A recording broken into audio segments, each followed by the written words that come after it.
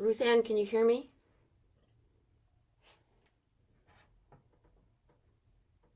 Ruth Ann?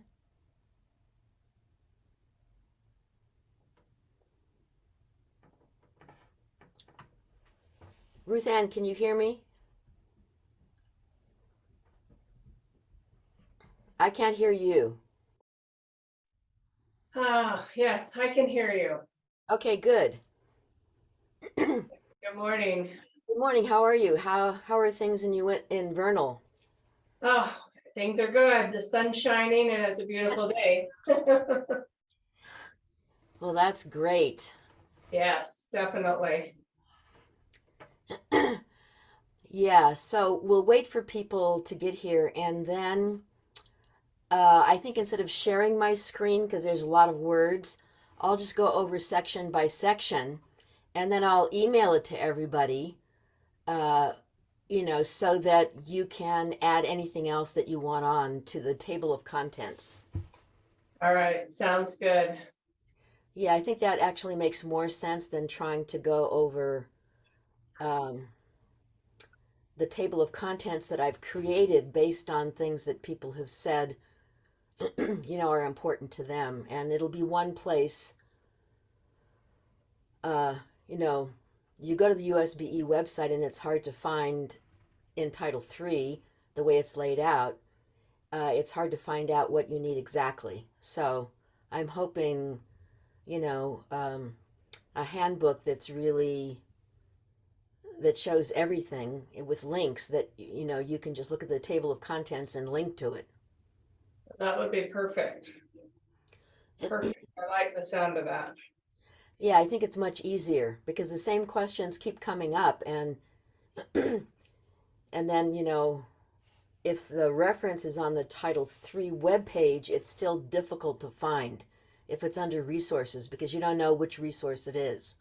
Right, right.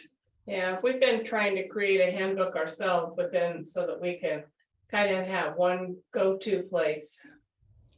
Yeah, I think that makes a difference. And I think the other thing is, there's certain like specific situations that end up being confusing for people, especially related to enrollment and new legislation from the state.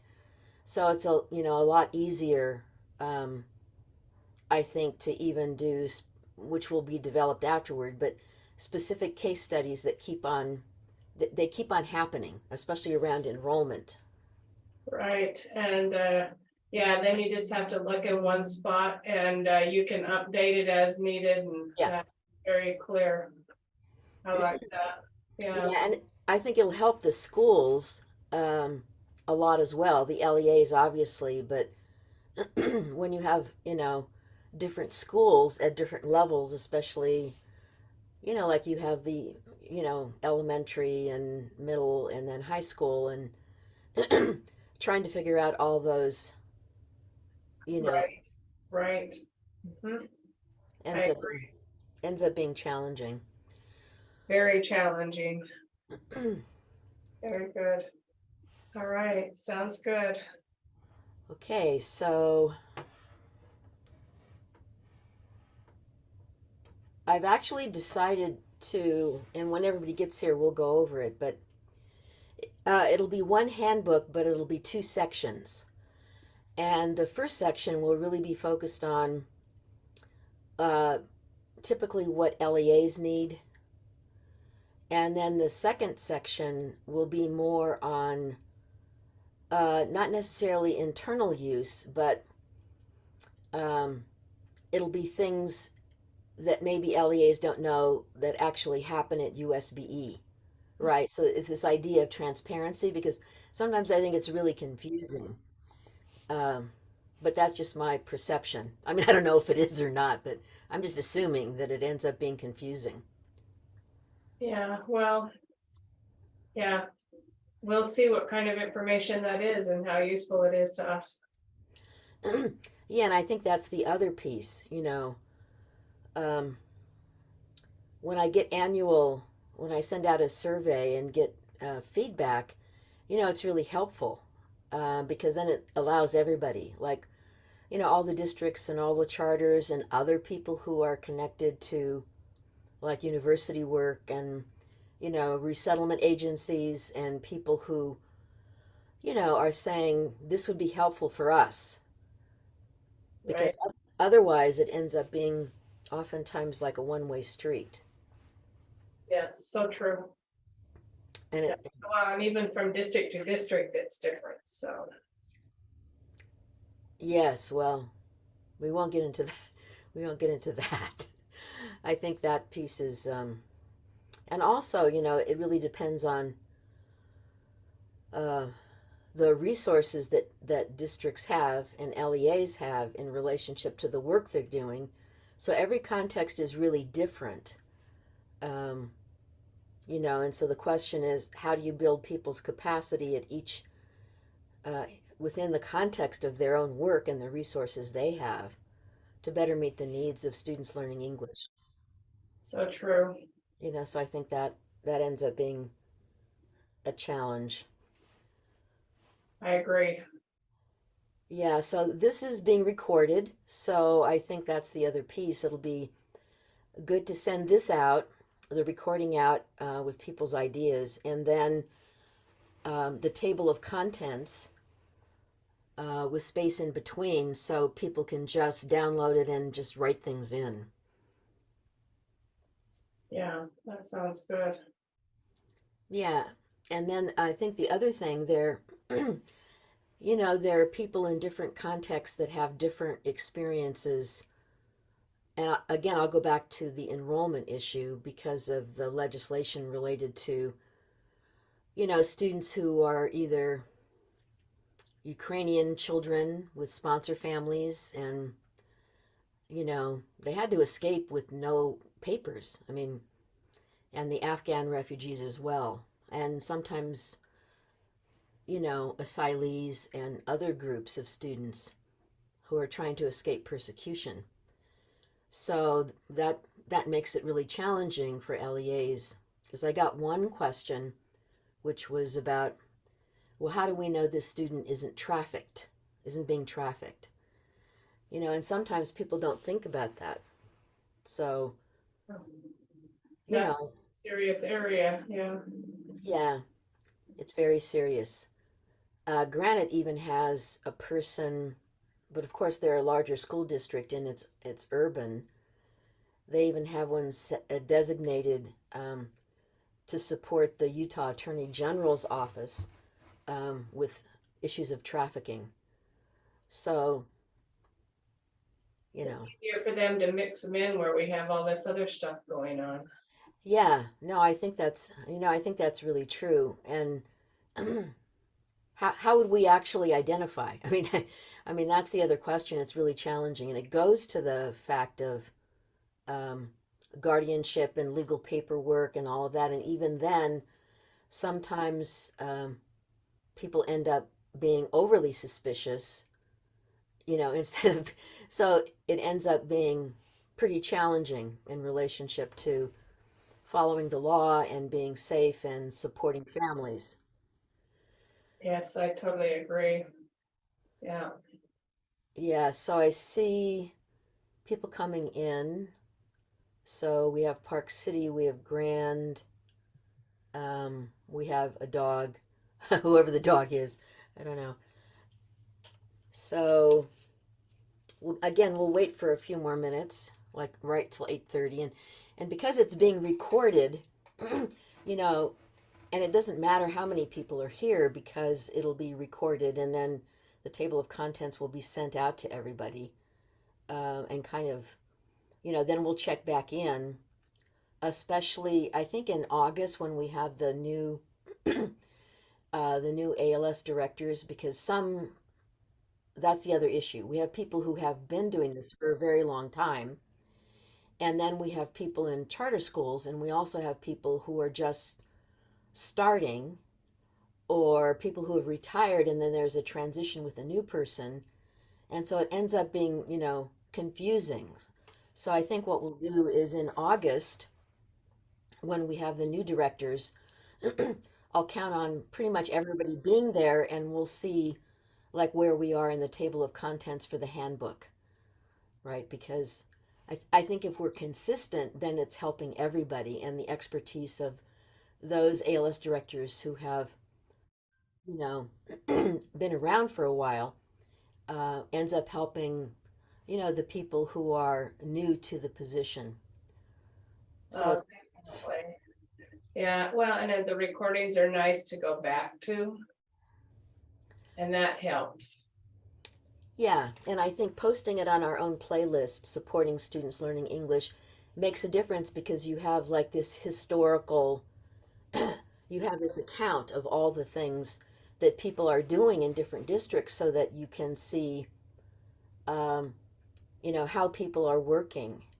Um, like when Ogden did their presentation on um, translation services from Proprio, then there were other districts like Tooele and Granite and Murray who've adopted it and trained teachers so that the whole idea of language access through those systems are important. So uh, I think that's the point, the recordings as well as. So I'm going to start. Yeah, go ahead. So we were having, just so everybody who's come in, just so you know, uh, we were having a great conversation with my colleague in Vernal. I had a great visit with them. I don't know, I think it was before COVID, but saw some really excellent instruction, and they're really supportive. And so when you think of Vernal, as being very rural, of course you're growing, aren't you? I mean, isn't Vernal growing? We pretty well staying pretty stable right now, so it's just the economy changes. Yeah. So let me outline kind of what we're going to do. We've already the recording has already started, and you can just jump in. I was going to share the screen, but what I've decided, because the table of contents for the new handbook, and I'll tell you the purpose in a minute, is very word heavy. And so I'll read sections of it and we'll have conversations. And then I'll send the recording as well as the table of contents with space in between so that you can actually insert whatever your questions are and whatever, suggestions you have. So we'll actually do it that way. So it'll be more conversation. And then when I send out the table of contents, and the reason we're doing kind of an official handbook is that when people go to the website, and I've gotten feedback from my annual kind of feedback survey, it ends up being really confusing because it'll say resources and forms and all of that. And I've tried to update it quite a bit, even where the Google Translate now is available. But it ends up being confusing because you don't know exactly where you're going, right? Um, and the only thing we had on there that was really specific, we have lots of things on there about resources and legislation and civil rights, but again, it ends up being confusing. So the handbook, I think, will be an important way to have everything there. And in the table of contents, you would just click on a link and it would go exactly to wherever the resource is. So, people wouldn't be so stressed out all the time. And you wouldn't be wasting time, trying to find the information. And I love that people feel free enough to ask me, all kinds of questions. But then it ends up being, a lot of similar questions from different LEAs. And so then it's like kind of repeating. So I've decided that the handbook will be two sections. One section will be really focused on um, LEAs and what they need. And the second section is more internal, but you will actually be able to see um, kind of the methods that the internal USBE people are using, which I think sometimes it ends up being confusing. And one example would be, not only my job description, but also case studies where you could look up something, especially related to civil rights violations, and not be so stressed out. Um, and it would be much easier. Okay, so I don't know. Does anybody want to start with questions before we look at the first section? Okay, so it's section 1 and Priscilla, can you put the link in the chat again? Or is it in our email? Yeah, well, that's the other thing is I've been having trouble with my we just did a new update for USB-E, and so now, and I just did it last night. So I'm actually on my iMac at home. So I'm actually going to send you. Well, and I can try to share if that would be more helpful. But remember, it's a very wordy document. Let me see. But we'll see what we can do, and then you let me know if you can actually see it. Okay.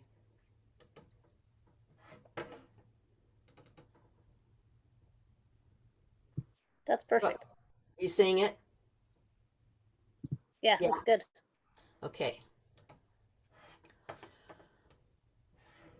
Okay, so everyone look at part 1 where it says, now the reason I put this as like the first thing, I end up getting the most questions on this, right? So that's how it's organized, right? It's not just like a random table of contents. So it provides all federal and state requirements for Title III. And some people aren't eligible for Title III funding because, and the reason is that your allocation based on the number of students learning English that you have doesn't reach the threshold of $10,000. So anybody who's $10,000 and over immediately gets kind of, they're eligible instantly. Anybody who has an allocation that's lower than 10,000 has to join a consortium. And there are some districts that are in a consortium and some charters that are in a consortium. I'll give you a couple of examples. So, and you'll see that the MOU, which is an official memorandum of understanding, will be in the handbook as well. And it'll be easier for districts and charter schools, LEAs, whose allocation is below the 10,000 mark to figure out how to organize themselves. The biggest issue is that somebody in the consortium has to actually be the fiscal agent. So the fiscal agent, it's a big responsibility for anybody that's in a consortium, especially charter schools. So an example is there's a large consortium called Itineris, and the person who's in charge is the ALS director and the business manager from Itineris. So all the reimbursements from all the charter schools have to be sent to them, not to me. So you see the issues. I mean, it ends up being pretty serious if there were a federal audit or a state audit, because it's a challenge for charter schools and any LEA that's smaller than large urban schools that actually are eligible. And the reason the allocation is organized that way is that the federal government, it's the number of students learning English and then the actual federal allocation. So we get about $6 million, and then 5% goes off for immigrants, and then there's 70,000 for state activities, and we'll talk a little bit about that.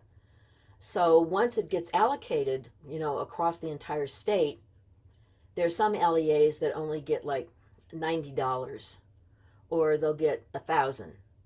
Well, that doesn't really make them eligible to actually get that money because it's below the 10,000 mark. So, does anybody have any questions about that? We'll keep going on. And so the reason I'm saying this is when you actually apply for Title III funds, you do an annual self-assessment, and the annual self-assessment will be included in the handbook. because it's all the state and federal regulations and a space for you to put evidence in there.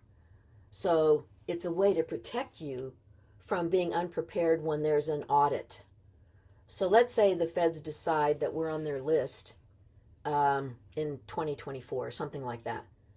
Well, they'll come in and then they'll randomly select anybody, an LEA, and they'll end up asking all these compliance questions, right? But if you don't really know the compliance questions, then you're at a huge disadvantage. So that's why the annual self-assessment will be in the handbook, and it doesn't matter. Like anybody across the state can use it to make sure that the question is, I had a district, they met with me, their team, their curriculum team, because they were worried about being in compliance. And it was lots of very interesting questions they were asking. So that's why that's the first section, right? It's a way to actually provide you with the information and the resources so if you're ever audited, and besides being audited, you can actually get your reimbursements more quickly. So if you look at underneath the part 1, it says service patterns and models with definitions and linked resources to the Department of Education's language instruction program, so LIEP. And then the English Learner Toolkit and explanations of individual learning plans for students learning English. So these are 3 important resources. So the LIEP from the federal government, it'll be linked. And it shows you and describes all the research related to every language instruction program. So that's what it's called. It's called LIEP, Language Instruction Education Program. Comes right out of federal law. And it describes every program, right? Because there are a lot of schools, a lot of LEAs who email me, and it's the first time they've had students learning English, and they want a model program. Okay, well, there's really no such thing as a model program. There are all kinds of programs, and so this resource helps every LEA identify what fits them best, right? There's no, how can I say this? There's no silver bullet. Like people will email me and they'll ask me, what is the model for curriculum? Well, there is no model for curriculum if you haven't designed your LIEP, your language instruction program that you have to evaluate, right? So it's the way in which resources are used, and you see all the approaches that fit your context, right? So that piece is important. Then the English Learner Toolkit is really valuable because it provides the resources as well as an understanding of what an individual learning plan would look like. Now, an example of this is you've already been doing this for a very long time. Remember when people used to have these ESL folders in the CUME folders, and it was paper, and it had the level of the student and and the assessments and all that kind of stuff. Well, now because it's digital, the English Learner Plan ends up being digitized in a way that supports whatever the LEA is using to support students who are learning English. So I'll give you a concrete example. So a refugee student from Afghanistan comes, and this just happened yesterday. Her mother is very well educated. Her brother is a little bit older and he's here. When they came after the evacuation, the Taliban, destroyed their house and all their papers. So when they were put onto the transports, they didn't have anything, right? So then the question is, if they don't have transcripts and they don't have any papers, then how do you actually work with a student who is coming to a high school? And this also happened to someone who, she was an asylee, and she had taken physics and chemistry and all these science courses. But then when she got here, and on our website, we actually have a link where all the foreign transcripts can be evaluated so students get credit for it. Because you have students who come in with huge assets and they happen to be, they test, they don't know what WIDA is and they test, and it's like a level 2, and they're put in like lower level classes. It's kind of like, people assessing Einstein, and because he didn't know English, they put him in remedial classes. So it's kind of the same thing. So the question becomes, what do you use with the family to find out the educational background of the student, and then how do you actually respond to supporting that student in the courses that they're taking or in the courses they're getting credit from? And we're trying that out. A district and myself, we're designing something so that we can actually use it when we talk to the families, the student, and the parent. One district that does a really good job of this is Murray School District. When they have students come in and they do a family conversation and find out about the student, about the academic background of the student, and the support for the family. So really, it's about the way in which you're placing a student who doesn't really either have documents for whatever reason, or the people don't really understand the background of the student, right? So the individual learning plan of students learning English has changed from just a folder with their tests in there, with an actual way, especially in the current situation with Ukrainian children, Ukrainian families, and Afghani families, and asylees who are escaping persecution, to actually engage the family in the way in which a student's learning plan is developed. Okay, so then the second part is the state legislation to ensure each LEA has a language access policy for families. Now, this was in the 2022 legislation. And on our website, we have like all the summary and all the legislation, and in the annual self-assessment plan, we have it also. So every single LEA, whether they have Title III funding or not, have to have, based on state law, a language access policy, and the model policy is on the USBE website. Right. So the link then with this would go directly to the website with the model policy.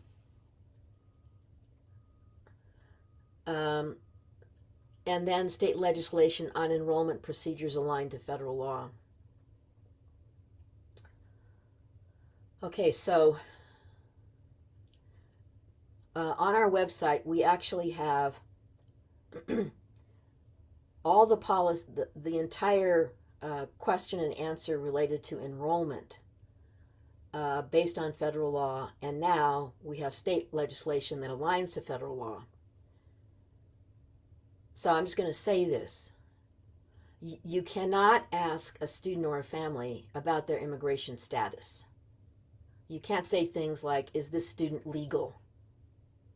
So I think we all know that, but this is like a serious violation of now federal law aligned to state law and to the Equal Education Opportunity Act. Because then, LEAs are going to be subject to OCR complaints and the Department of Justice. So if you don't know these things, you see what I'm saying? If you don't know these things, then you're going to be at risk.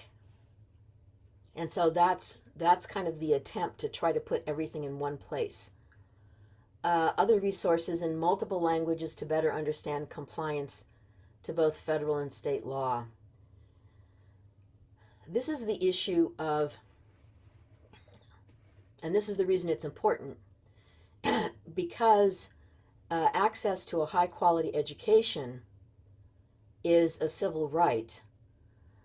Title III funds cannot be used. Remember, the Title III funds are to supplement state funds.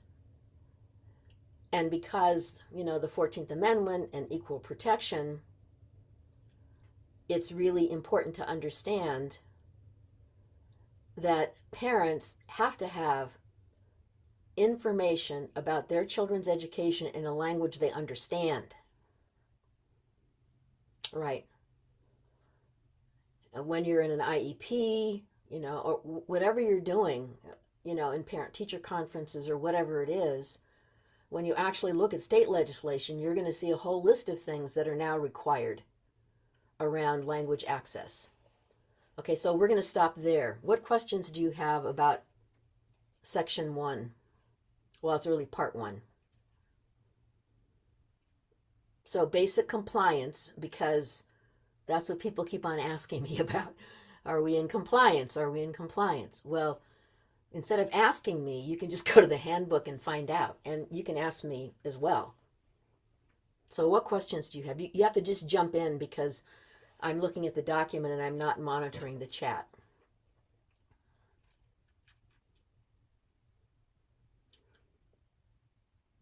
So is this making sense? I'm looking at Veronica from Nebo.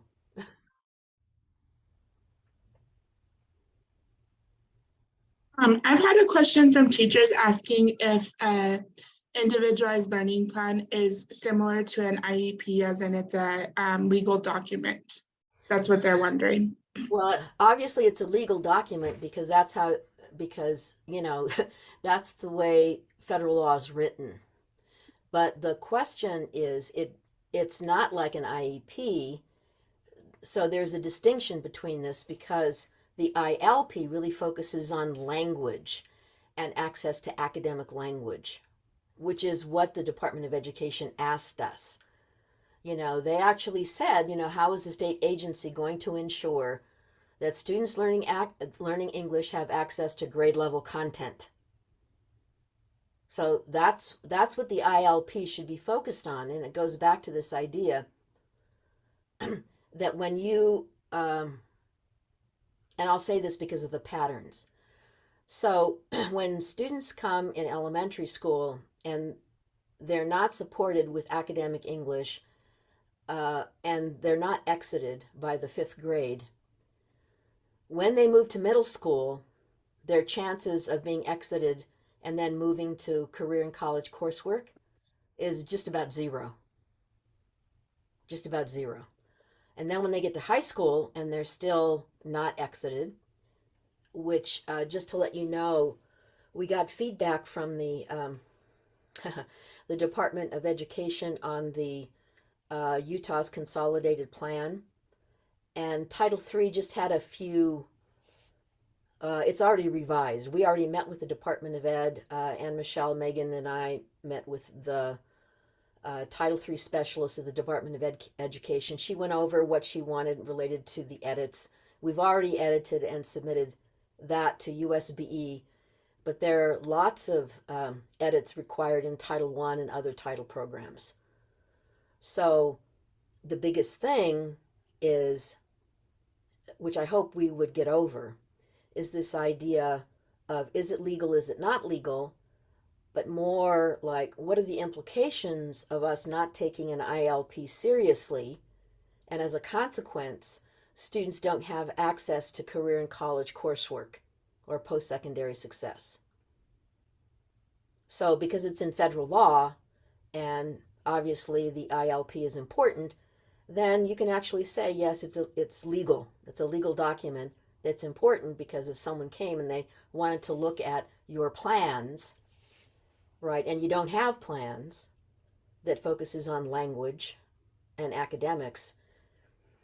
The other thing is when you have meetings with students and they're struggling and they're a student learning English, and Weber School District does this really well, you should really be focusing on not just the scores, right, like the data, but on really what's happening with the student and the family. That's why family engagement is a requirement both for Title I and Title III. So I don't know if this answers your question, but when you ask a question, could you make sure you say your name and where you're from, like what LEA that you're representing, so everyone gets a picture of it, because I I recognize by your voice who you are, but it'd be better for everybody if you just say, my name is, and I'm from this and such. That's perfect. That answered my question, and I'm Lizzie Matheson from Summit Academy. Thank you. You're welcome. Any other questions? And remember, I'm not really monitoring the chat, so, you'll have to just speak up. Christelle, I'm Veronica and I'm over with Nebo School District. This is making a whole lot of sense to me. I think it's a wonderful tool that is going to be accessible to everyone. So I might have missed it. Did you say this is something that you're wanting to have in place by the start of next school year?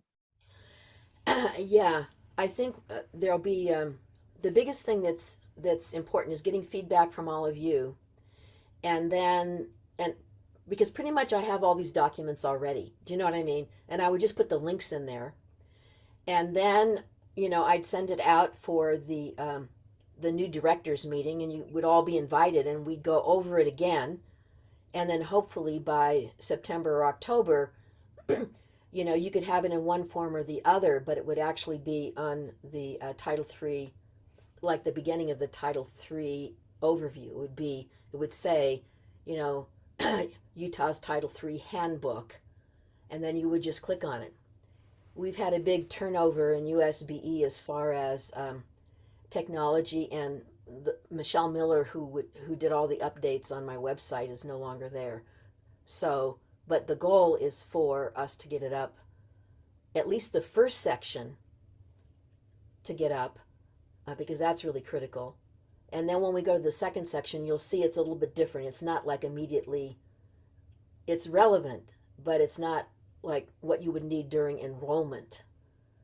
So hopefully we'll get it up there by, like, I think our new directors meeting is like August 4th or something like that. So we'd get it up before, everyone starts enrolling students. Is that helpful? It is. Thank you. Just one other minor question that I just want some clarification on. Coming into this position, I know of a ILDP. I'm assuming it's the same thing as the individual learning plan for the student. Yeah. All right. Thank you. You're welcome. So remember, it always used to be these folders, right? And for students learning English, and you'd stick everything in there.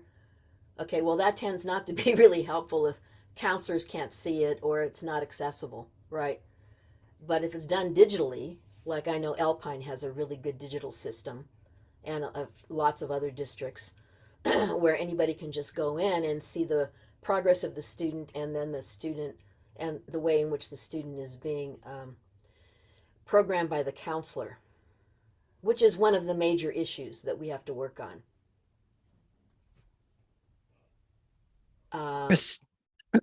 Christelle, this is Rhonda Bickmore from Ogden School District. Yeah. Were you gonna still stay on that subject, or can I ask another question? You can ask another question. It might be in another section, but just go ahead. I can't remember if the English Learner Toolkit addressed dual identified students for special education and students who are learning English. Yeah, I'm not sure. I'd have to look that up, but I think that's really an important issue. In the annual self-assessment, it actually talks about what you're doing to mitigate over-identification of students who are speaking English for special needs. So that's actually a part of the federal requirement. So I'll make sure that's a really good point. I'll make sure that that's actually connected either in the toolkit or dual identification. And the reason I'm saying that is that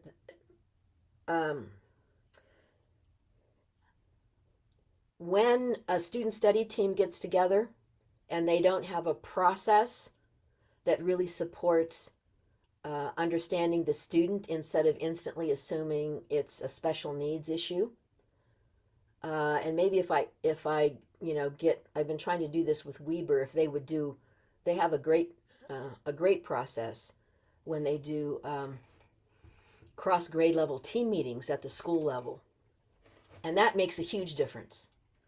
if you don't have the right people at the student study team, the tendency is there's probably going to be some, and a protocol that you follow and a really good facilitator, then over identification ends up being a little bit of a problem as well as under identification. So thanks, Rhonda, for that suggestion, and I'll put that down. Also, could you include services for dual identified? Not just identifying them, but also then the services for a student who is dual identified. We've been really looking into that and what's the best service path for those students. And of course, each one of them are very individual, have very individual needs, but that has been one of the things we've been kind of looking at this year, as what is the best service for a dual identified student. Yeah, I might find something about that, but my concern is that people will make that the only way. So I think it has to be multiple, and so that's why I'm suggesting we actually get the method being used by Weber School District when they do a student study team, because that's how the pathway is identified. It's not Right. right. Yeah. Ours are all very individualized. Like, each student is very individual, but we're very worried about them because they usually do not, they usually are identified their whole senior, their whole high school year. And then they have another class that they are taking, an ELD class, and then they can't take a different class. We're taking up their time in the secondary education. Yeah, I think people have to actually use data to evaluate if ELD is making a difference. Granite School District did this, and so did Wasatch. Pull-out ELD classes generally don't make a difference in annual growth. So that's the other part of it. The other part of it is, how do we evaluate program effectiveness related to our service pattern? Right, so that's the other piece that's a requirement by the federal government. Thanks, Christelle. You're welcome. Okay, so the next part is part 2 provides a guidance document for student with limited interrupted education and a flow chart.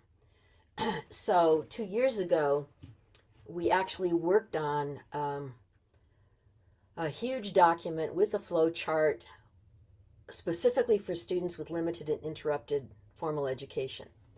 And I had tons of people working on it, but I'll email that document out too, because it'll be it'll be a link to that actual document. And when you look at the flow chart, I think it'll help people better understand the process of assessing students who are either refugees or asylees or, whomever. So I'll send that as well. We won't go over that. But when I send it out, you can give me feedback on it. Okay, so part 3 supports fiscal responsibility with examples of allowable expenditures. Supplement, not supplant, as stated in federal regulations. Included in part 1 are standard operating procedures for funding allocations.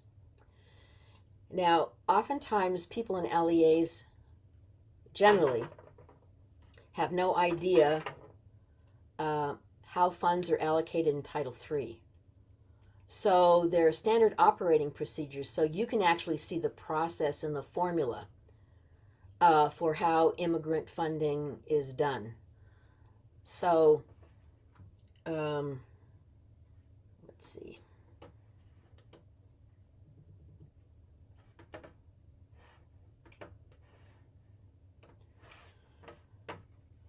So the first funding is, as I already explained, is the flow through, and it's just based on a federal formula of the number of students.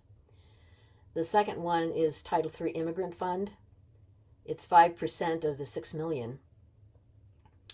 And its calculation, we in 2014 when the feds came, it was like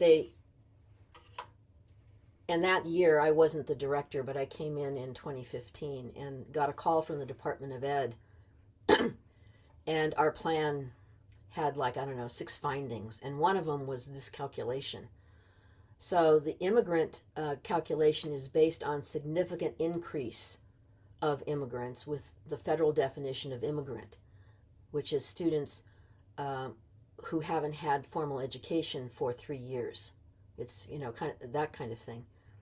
And so it's based on significant increase. And most people don't know that after the data and statistics people do the calculations, that most people expect granite, which is true. They get funding.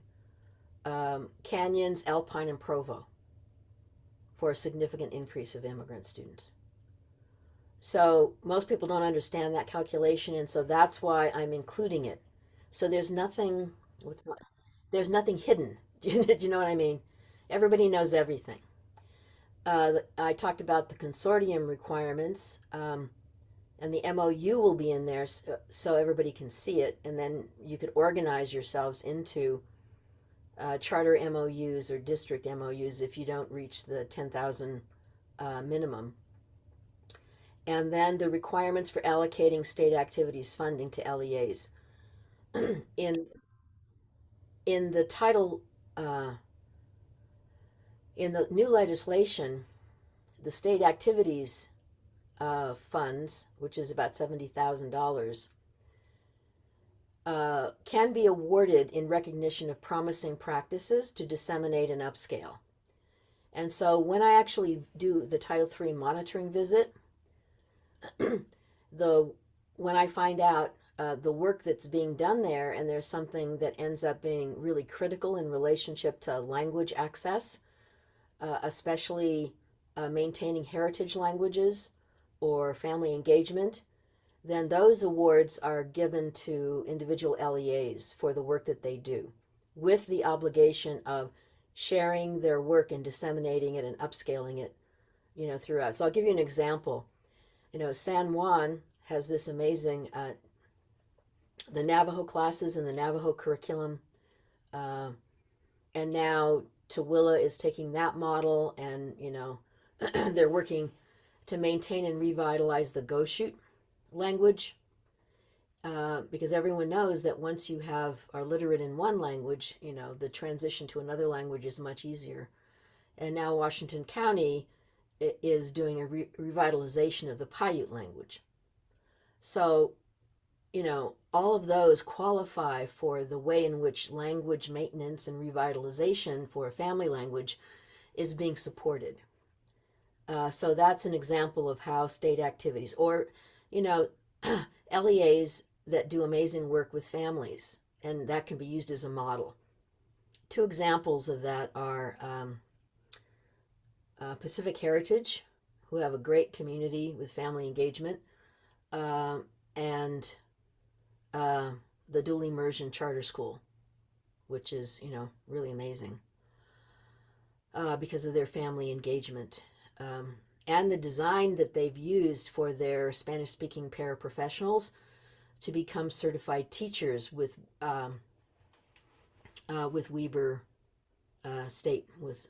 Weber State University. The other thing is Title III application for funding, and that's where the annual self-assessment will be. And it's done in a PDF form, which is fillable. So you keep it for your records, and you fill in the evidence for being compliant, whether you get Title III funds or not. And again, this ends up supporting you in knowing and gathering evidence that really makes a difference, just in case if we're ever audited and randomly selected. Any questions just about fiscal responsibility?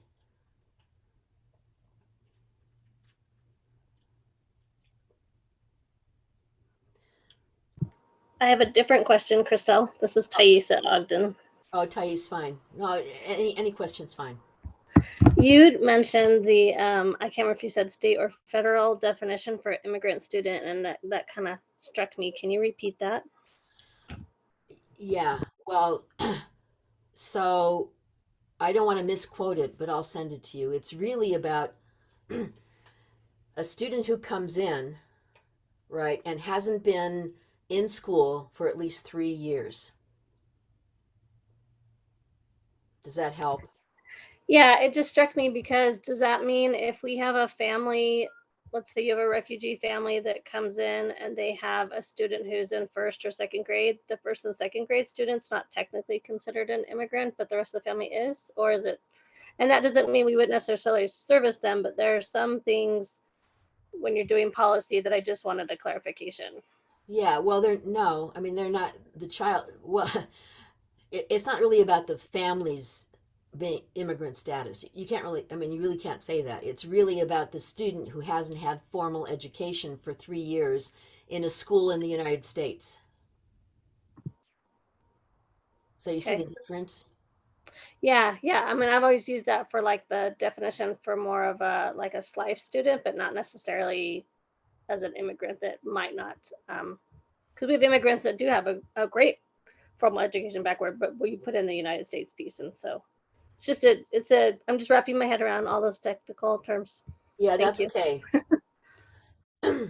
You know, SLIFE students have interrupted formal education in a way, for example, a lot of the kids that I work with at Utah International Charter were in refugee camps, right? So that's different. It's interrupted or limited formal education anywhere in the planet, right? Immigrant is in the United States, 3 years. They haven't been enrolled in a, in a school in the United States.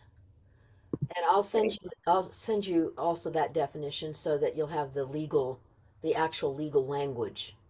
Yeah, please do. That'd be great. Thank you. You're welcome. Okay, part 4 is this goes back to monitoring visits and people that have uh, because the monitoring visit was totally changed when ESSA was um, finalized, and we got feedback that said, how is the state agency going to ensure that students learning English have access to grade level content, which means not pullout, right? And not being, programmed into low level ELD classes for their entire educational experience. So, because of that, um, observing classrooms is now what we do, and then providing commendations for teachers and for districts to maintain the work that they're doing, because that's really the point. Like, tell us what's working and, the kind of support that you need, and then we're going to make commendations so that the districts can see clearly the work that's being accomplished. Because sometimes people in federal programs, and specifically Title III, Title I too, but not as much, end up being in some ways segregated from curriculum departments and other departments. So it doesn't really help because it's all one thing. If the curriculum people don't really understand teaching and learning related to students accessing academic language, then it ends up being mixed messages and a problem. So that's why the guidelines for the monitoring visit focuses on guidelines for the LEA and then guidelines for the monitoring team, which if we're doing monitoring and you want to come and do an observation with me, all you have to do is email me, and then you can be a peer from a local LEA on the team, and then an observation tool. Most of you have seen it. It's very specific, based on research and the best strategies for scaffolding academic language. And then a criteria for developing a personalized competency-based ESL endorsement. We have so many districts who have moved away from seat time. And remember, this was started by Dan Johnson's bill that talked about personalized competency-based education. So if you're trying to design and then money for that, grants, if you're trying to develop a personalized competency-based educational program for students, then it's logical you would use the same principles for the adult learner so that they can actually earn an ESL endorsement by doing actual work with their students in the classroom.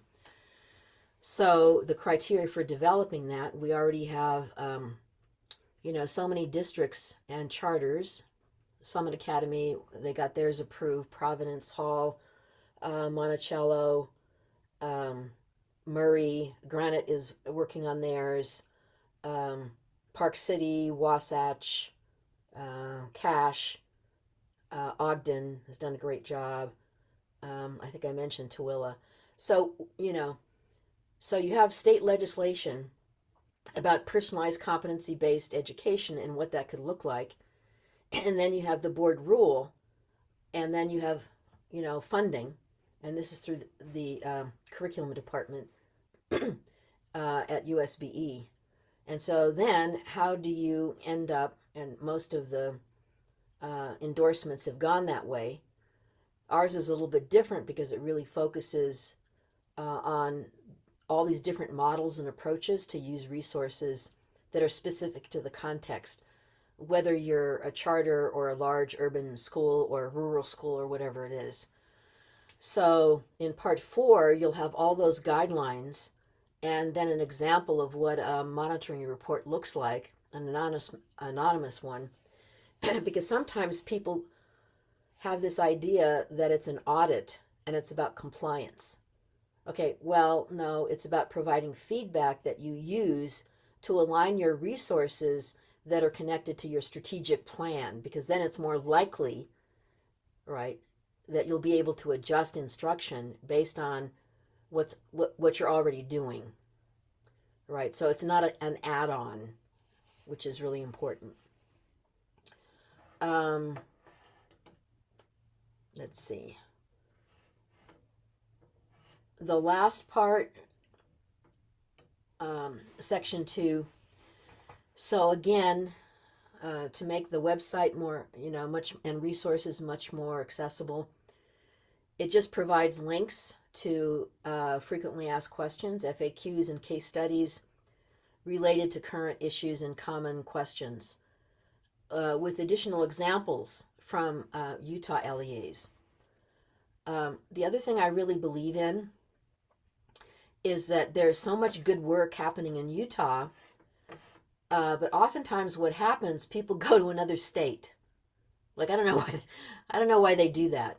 I mean, it's a different context. They go to California or they'll go to Washington. And we have all these fabulous examples already of work being done in Utah in the context of Utah. And so some examples are,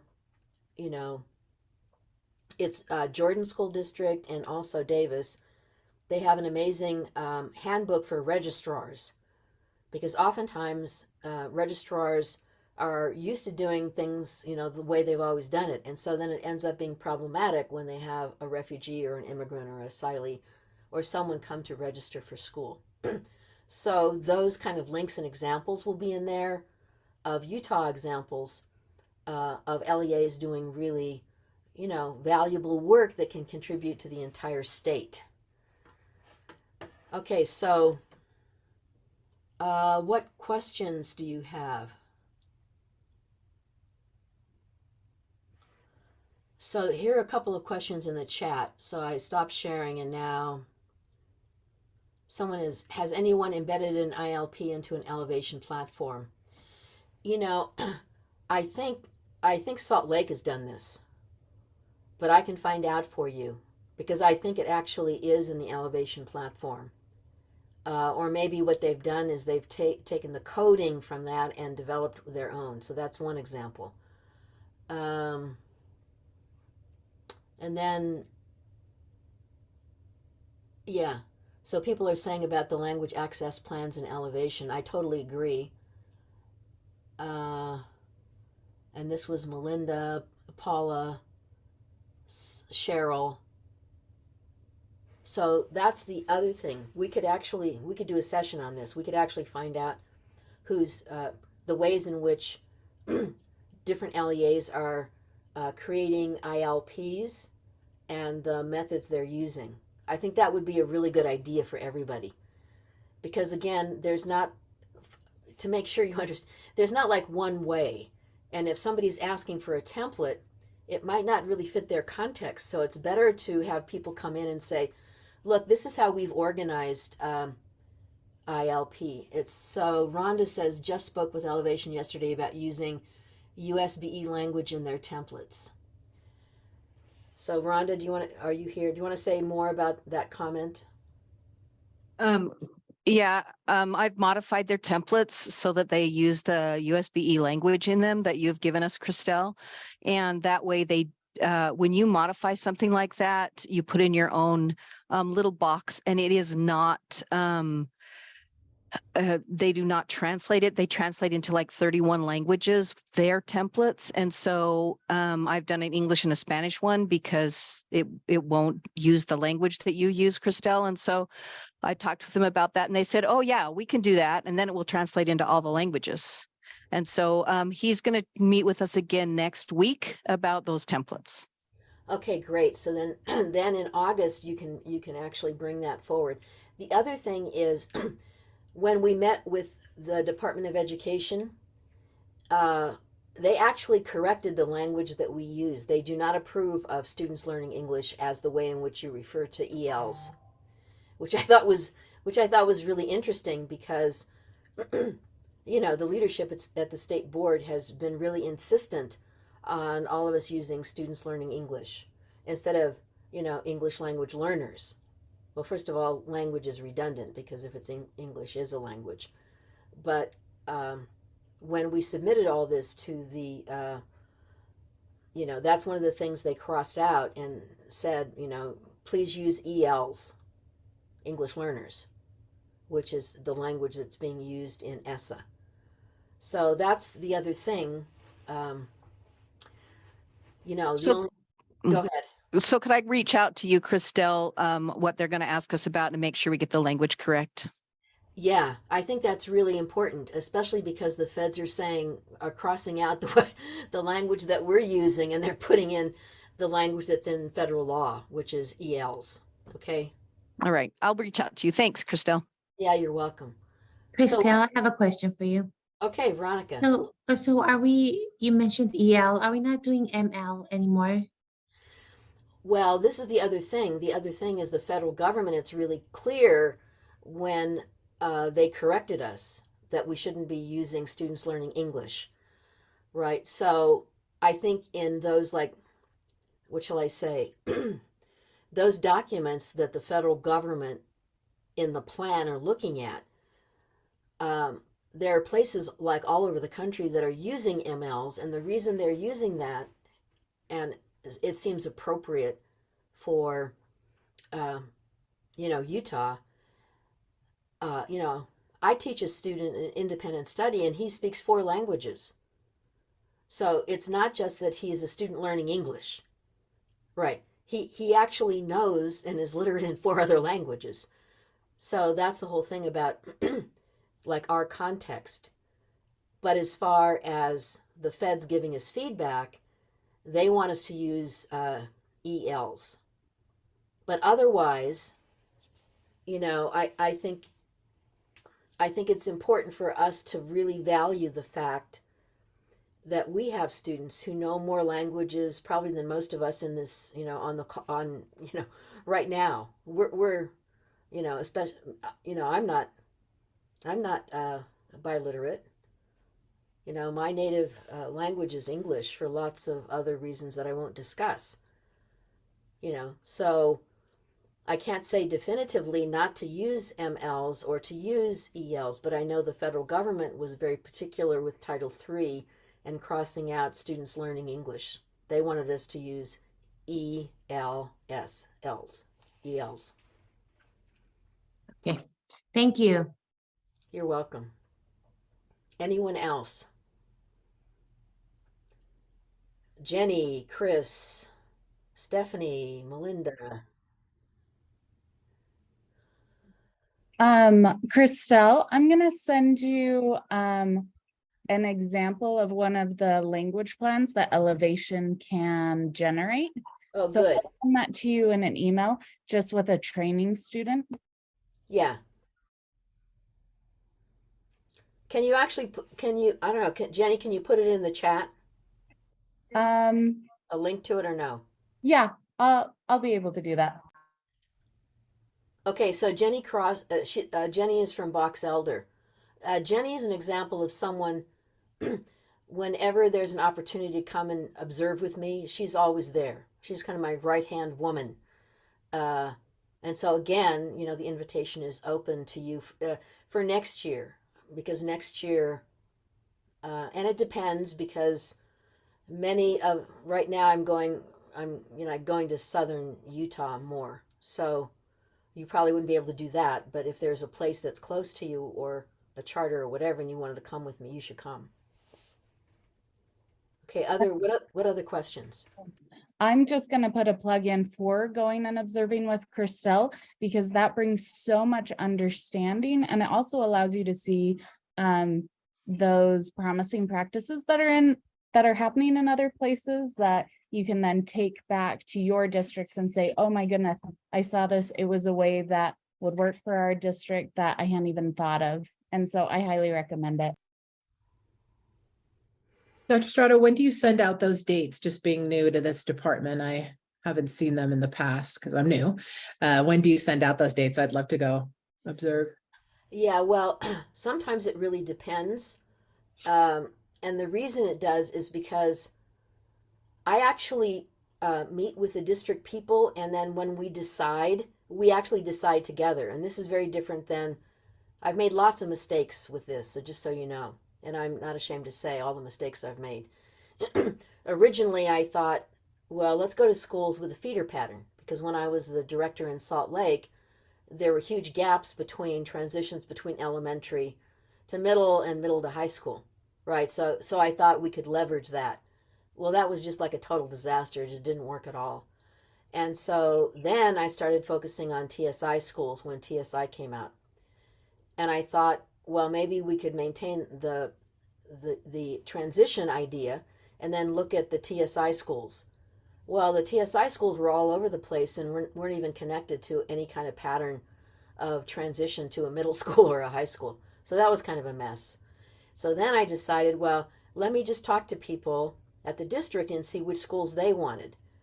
Well, they would identify schools based on certain assumptions. And then when we would go to the schools, what we found was like totally opposite what the district people were thinking. So then that was kind of a mess. So now I spend lots of time with the district people and I ask them like 3 questions. So the first question is, what feeder pattern would you like us to visit so we can focus on transitions? And which administrators are open to feedback for change, right? And what would be helpful for you for your strategic plan? So you see what I'm trying to do? Like I have these 3 data points and we try to decide based on that.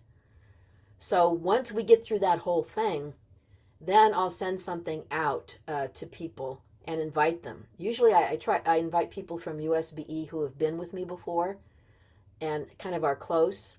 And that's only like, people are retiring, so it's only like 2 people. Ellen from special ed and Melissa from teaching and learning, and then always Jenny. And then, I invite other people as well. So once I get that settled, and I'll try to do that before, I don't know, maybe before June, then I can send it out to all of you and you can see the places that I'm going and the potential dates. So how does that sound? It's fun. I mean, it's really fun. That's great. Yeah, thank you for sharing that.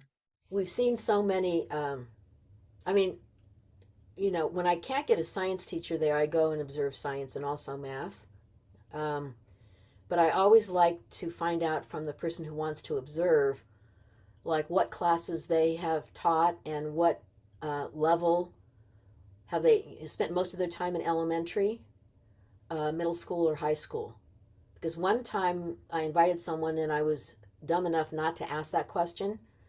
And she'd spent most of her time in elementary and even as an elementary principal.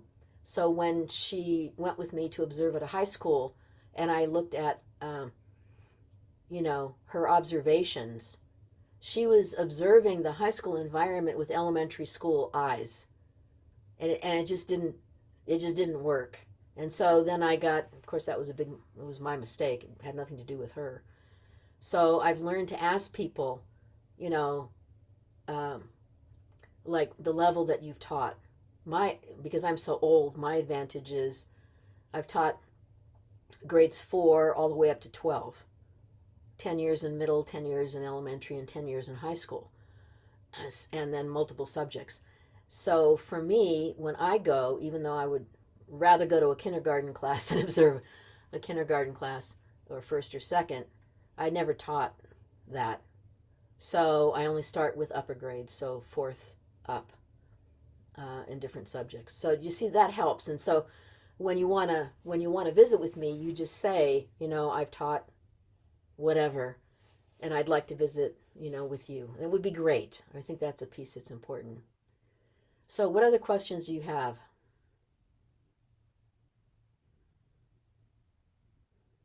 Christelle, I'm gonna ask again. Oh, that's fine. Somebody mentioned, I think it might have been Rhonda, that you gave her, once upon a time, a copy of an ILP. Do you think I can have a copy of that as well? I just want to make sure that what we have in place is similar to what ought to be happening. Well, I'll actually send you. I actually have all these resources that are connected to ILPs, and not a model, because I don't. It again, it shouldn't be a model. It should be really focused on how the ILP is going to support all the people that are supporting the student, right? That's really that's kind of the motivation. Um, and Jenny just puts. So can you see this? She put the link into the chat. The language plan customized by their district. All right, so you all should link to that. Does everyone see it? Okay. Veronica, this is Rhonda Bickmore. Veronica, the ILPs, no, we don't have that from USBE, but for continuing in services, those kind of things, Christelle has sent out some things for us to work with. Oh, okay, great. Thank you for clarifying that, Rhonda.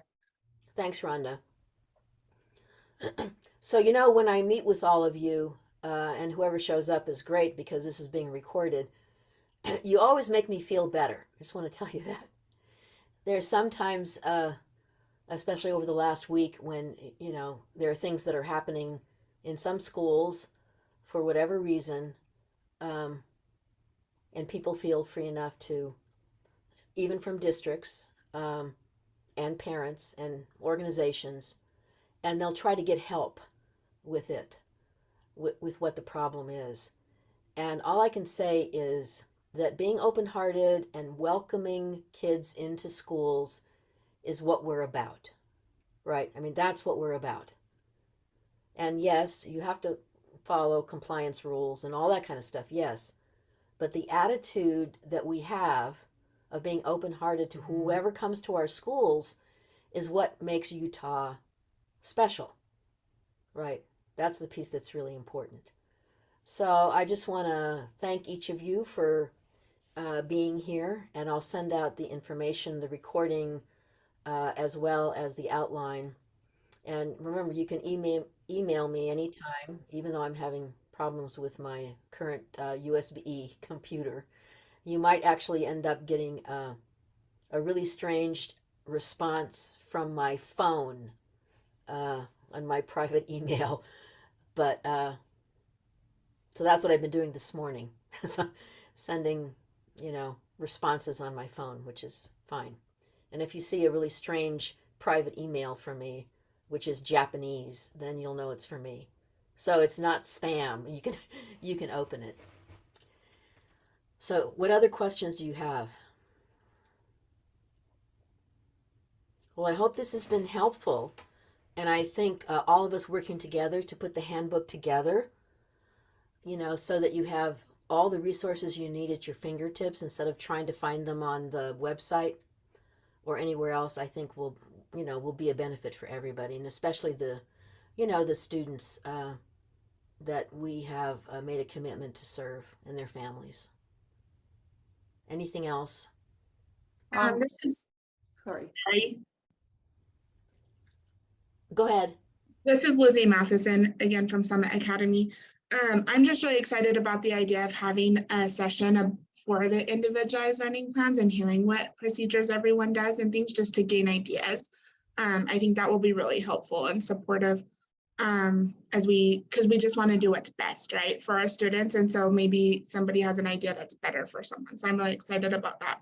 And one more thing that I'm just trying to wrap my head around when it comes to consortiums and forming those is, I know we have to reach that $10,000 mark in order, and we have to get enough schools together. And is it, so after July 1st, is that when we know how many students we need in order to qualify for that 10,000? Can you explain that a little more? I know you've explained it to me, but I'm still just wrapping my head around it. Well, I think, no, well, yeah, I can because it's really confusing. Yeah. And then the legislation, in the federal law is really confusing. And so I've tried to open it up a little bit. So this is what happens. So July 1, I go into the federal grant system and I get the total amount, right?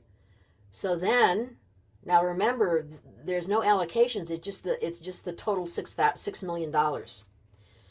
Now Tammy Long has retired, so I'm like totally stressed out about this because usually, I send. It's called the GAN. It's a government award announcement. I send it to Tammy. We ask data. That's why the SOP is important, so you'll know what happens because it'll be in the handbook. But then I have to go to the data and statistics people, and we use the December enrollment count. Before we used to use the June enrollment count, but it takes them so long to verify it that you would never find out if you get any money until like October. So we use the December 2nd verification of the enrollment in every LEA. And then we get the enrollment from Aaron from the December count. And then it goes to my fiscal manager, who used to be Tammy. And then the fiscal manager uses the calculation of the number of ELs to allocate all the money, right? And so that usually happens July 1st. We're waiting for the data. So probably by July 30th or July 15th, if I pressure people, there'll be the allocations, which is really different than Title I because you all get Title I funds much faster because you don't have to do what we do, right, based on the number. And so maybe it's July 15th or so. And so then I send out all the allocations to everybody, and you can see which charters are close to you that have which allocation. And it's up to you to try to figure out. Now, the problem is nobody wants to be a fiscal, I'm just being honest. Nobody wants to be a fiscal agent. It's kind of scary to be a fiscal agent. And if you're a charter and you don't have the additional, personnel, then it ends up even being more stressful. Because when you look at the MOU and what the MOU is asking you to do, you have to organize the charter, get an MOU from each of the charter people that will go along, send the charter to me with all the members. Then I send it to the fiscal agent who actually reorganizes the allocations to make sure that it's over the 10,000 mark.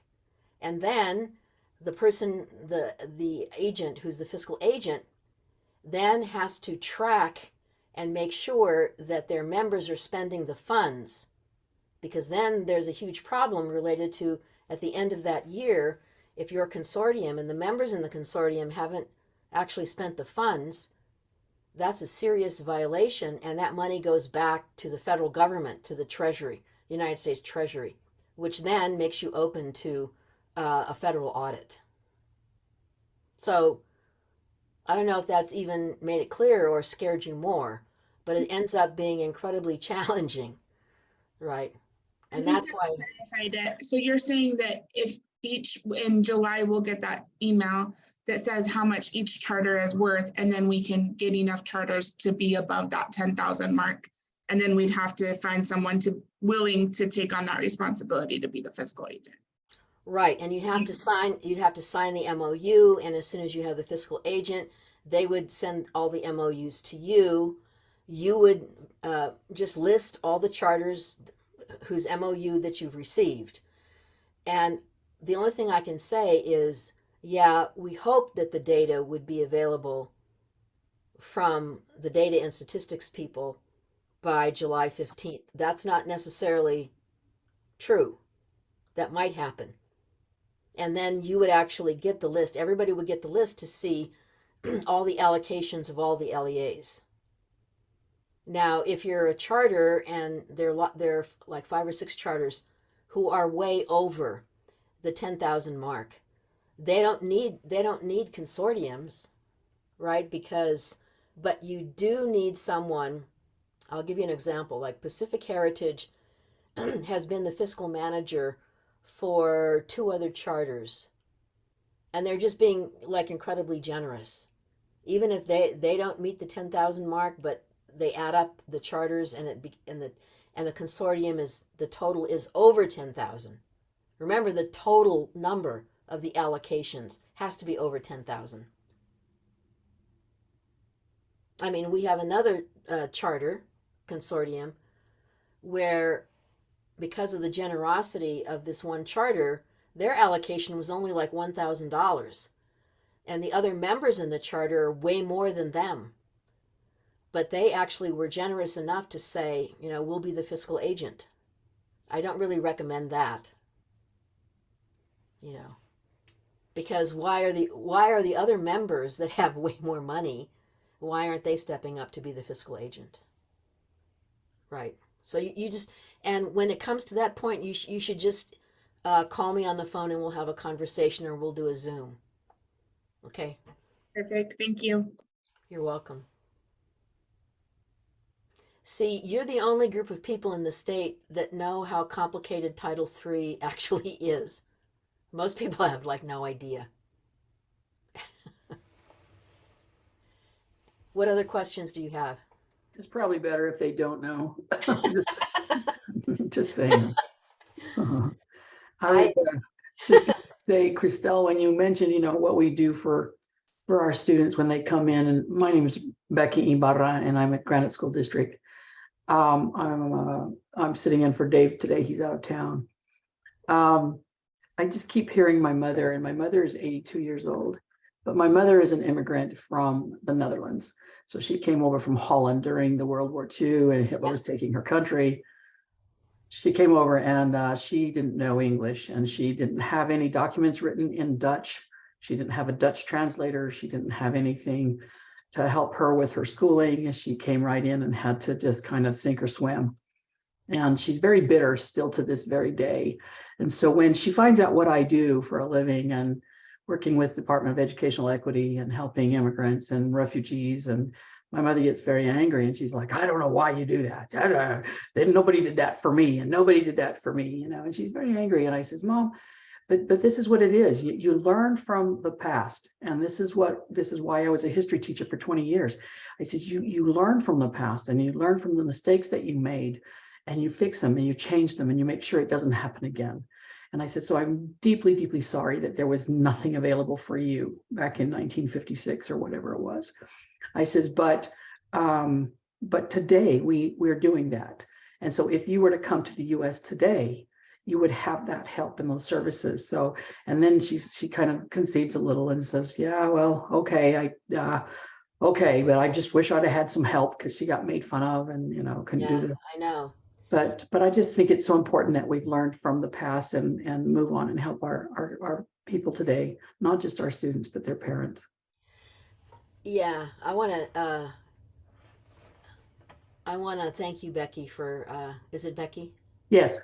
Yeah, I want to thank you for adding that. I think that's the piece that's really valuable, and we have an opportunity to be actually better human beings, and I think that's an advantage the older you get. Yeah. So make sure you, I'd love to meet your mother. So make, She's a doozy. make sure you give, uh, your mother my love. You know, in I will. 4 years, I'll be 80. Yeah. So, She's 82, but she does get a little bitter too when I start doing the Spanish thing, because my father is a Mexican immigrant to the States, came over as a bracero, migrant worker working, the crops. Also during World War II, when our American soldiers were off, they hired, got Mexicans to come over and help out. But so my dad, so anytime I start doing anything in Spanish, he's like, well, the Spanish, they always do everything in Spanish. Everything's in Spanish, but they never have anything in Dutch. Dutch is just not really up there. okay. Yeah, it was too funny. Well, when it's her birthday, make sure you email me and I'll send her a birthday card. Absolutely. Thank you so much for your time today. It's been very enlightening. Well, good. Yeah, as I say, whenever I meet with all of you, I just feel so much, you know, so much more energy. I think some people at USB probably would not want me to have so much energy, but that's okay. So I just want to thank you all from the bottom of my heart, and I'll send the recording out, and we have some links with from Jenny. And remember, if you want to hang out with me and come on an observation, and even if you don't want to come on an observation, you want me to come and hang out with you, you should just invite me. Take advantage of me while I'm here, okay? Thanks, everybody, and I'll stay on just for a little bit if anybody has something personal that they want to chat with, and I'll stop the recording. Thank you, Christelle. Christelle. This was great.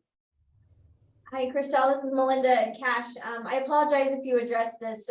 We've had some interruptions, but did you give us an update on the ESSA plan and the approval? Has that gone through? Sorry. No, don't be sorry. The ESSA plan has not been approved. They sent back so many corrections. Title III is done, though. We did the corrections, and the person at the Department of Ed was really wonderful, and she was so thankful that we ended up.